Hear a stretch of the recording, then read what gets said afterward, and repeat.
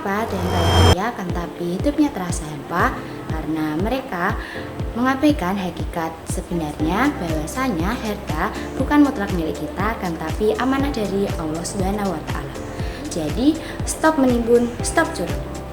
Halo semuanya, aku Iswa Zaulia dengan NIM 255022010. Di sini aku akan menjelaskan tentang konsep data dan kepemilikan dalam Islam. Yang pertama ada definisi harta. Harta secara etimologi yang berarti cenderung atau condong, sedangkan secara terminologi sesuatu yang lazim disukai dan memungkinkan untuk disimpan hingga dibutuhkan. Hanafiya memandang harta sebagai sesuatu yang dapat disimpan untuk digunakan ketika dibutuhkan. Sedangkan dalam Islam, harta juga disebut sebagai khair, kebaikan, dan juga sebagai qiyam, yaitu penopang hidup.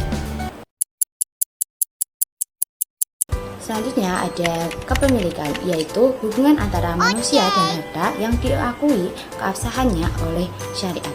Memiliki berarti menguasai dan memiliki hak untuk mengatur serta memanfaatkannya selama tidak ada larangan syariah. Konsep utamanya, kepemilikan harta oleh manusia adalah amanah dari Allah Subhanahu wa taala. Hak manusia untuk memiliki harta tidak bersifat mutlak.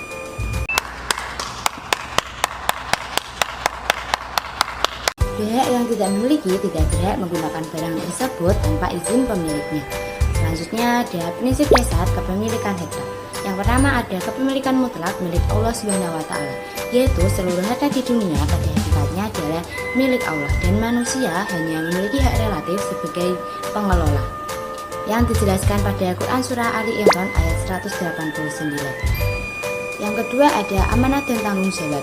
Harta adalah titipan dan manusia hanya memiliki hak relatif untuk memanfaatkan sumber daya sesuai amanahnya, sesuai yang dijelaskan dalam Quran surah Al-Hadid ayat 7. Yang ketiga ada kebolehan mencari harta.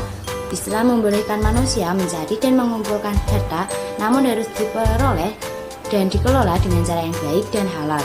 Terdapat pada Quran surah Al-Jumu'ah ayat 10. Dan yang terakhir bersifat sementara. Kepemilikan manusia bersifat sementara selama hidup dan setelah meninggal harus diwariskan. Terdapat pada Quran surah Al-Baqarah ayat 180.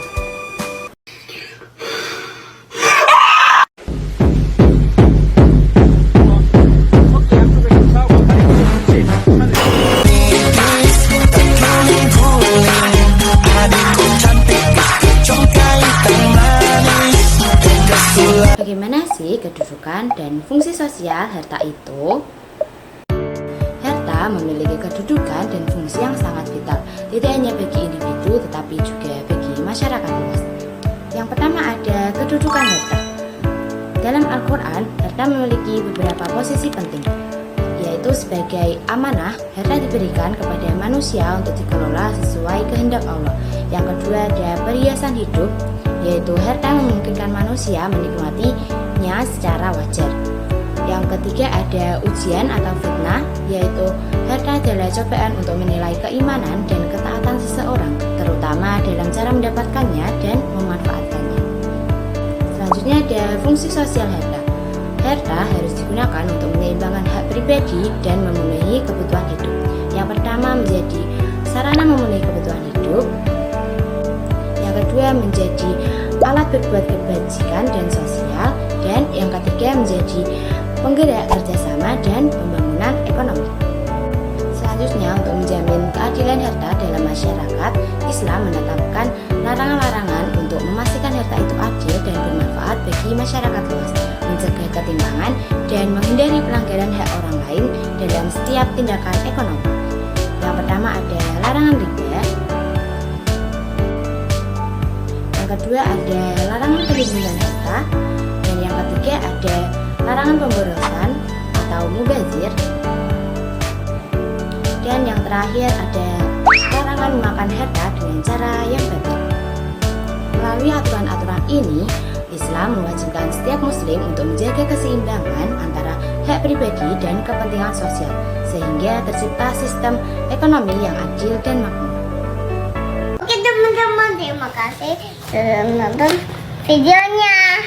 Sekian presentasi dari kelompok kami. Jika ada kesalahan mohon